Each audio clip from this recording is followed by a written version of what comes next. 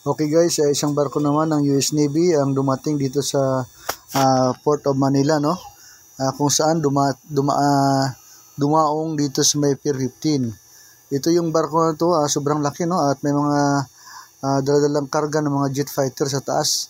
Ito yung barko ng carrier, ship carrier. Ito yung barko ng US America. Ito guys, andito ngayon sa Port of Manila, no?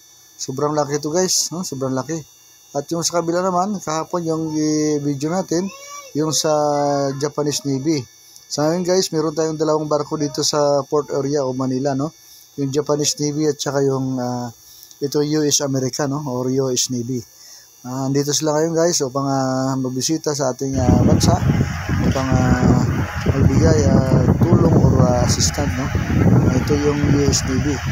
Ang ganda ng chopper guys, oh.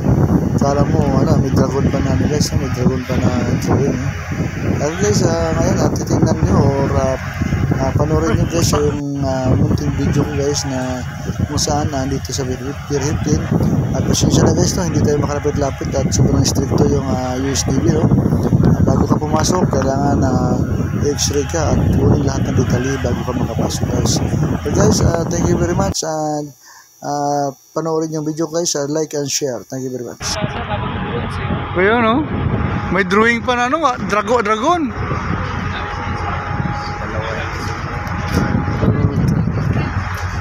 Ibang klase, hindi pwede lapitan.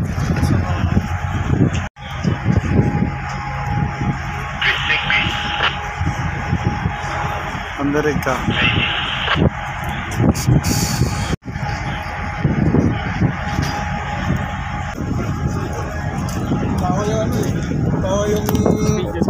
Tawa yung negro, eh.